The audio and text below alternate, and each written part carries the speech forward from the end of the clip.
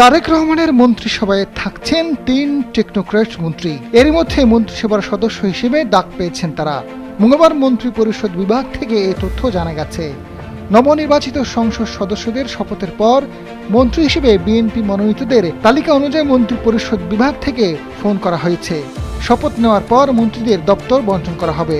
Technocrat মন্ত্রী হিসেবে থাকছেন অন্তর্বর্তী সরকারের জাতীয় নিরাপত্তা উপদেষ্টা ডক্টর খলিলুর রহমান। তিনি ডক্টর মোহাম্মদ ইউনূসের রোহিঙ্গা সমস্যা বিষয়ক হাই রিপ্রেজেন্টেটিভ হিসেবে দায়িত্ব পালন করেছেন। তিনি জাতীয় নিরাপত্তা উপদেষ্টা থেকে পদত্যাগ করেছেন। ডক্টর খলিলুর রহমান ১৯৭৭ সালে ঢাকা বিশ্ববিদ্যালয়ের অর্থনীতি বিভাগে স্নাতকোত্তর পরীক্ষায় প্রথম শ্রেণীতে প্রথম স্থান অর্জন করেন। তিনি ১৯৭৯ সালে বাংলাদেশ সিভিল সার্ভিস ক্যাডারে যোগ দেন। তিনি যুক্তরাষ্ট্রের টাফটস ও হার্ভার্ড বিশ্ববিদ্যালয়ে আইন ও কূটনীতিতে MA এবং অর্থনীতিতে PhD ডিগ্রি লাভ করেন।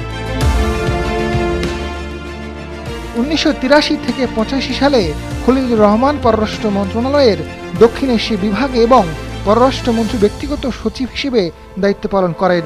১৯৮৫ সালে তাকে নিউ ইয়র্কে জাতিসংঘে বাংলাদেশের স্থায়ী মিশনে বদলি করা হয়। ১৯৯১ সালে তিনি জেনেভা জাতিসংঘের বাণিজ্য উন্নয়ন সম্মেলনে বিশেষ উপদেষ্টা হিসেবে জাতিসংঘ সচিবালয়ে যোগ দেন। টেকনোক্র্যাট মন্ত্রী হিসেবে ডাক পেয়েছেন কুমিল্লা জেলা বিএনপির সাধারণ সম্পাদক আমিনুর রশিদ ইয়াসিন। তিনি ১৯৯৬ সালে ষষ্ঠ জাতীয় সংসদ নির্বাচনে কুমিল্লা ৯ আসন থেকে সংসদ সদস্য নির্বাচিত হয়েছিলেন।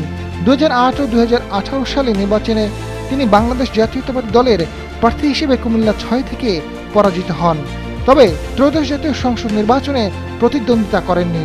বিএনপি সরকারের যুব ও ক্রীড়া মন্ত্রণালয়ের প্রতিমন্ত্রী হিসেবে দায়িত্ব পাচ্ছেন বাংলাদেশ জাতীয় ফুটবল দলের সাবেক সফল অধিনায়ক আমিনুল হক। টেকনোক্র্যাট কোটায় তাকে এই গুরুত্বপূর্ণ দায়িত্ব দেওয়া হচ্ছে। মন্ত্রিসভার শপথ অনুষ্ঠানে তিনি দায়িত্ব গ্রহণ করবেন। ঢাকা ১৬ আসন থেকে নির্বাচন করলেও জয়ী হতে পারেননি।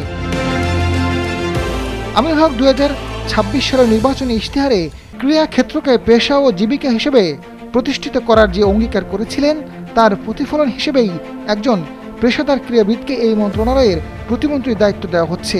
তিনি কেবল একজন তারকা ফুটবলারই নন, দক্ষিণ এশিয়ার অন্যতম সেরা গোলরক্ষক হিসেবে পরিচিত।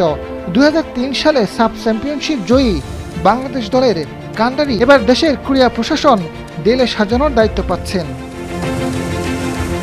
আজাদ ফারুক, সময়ের আলো।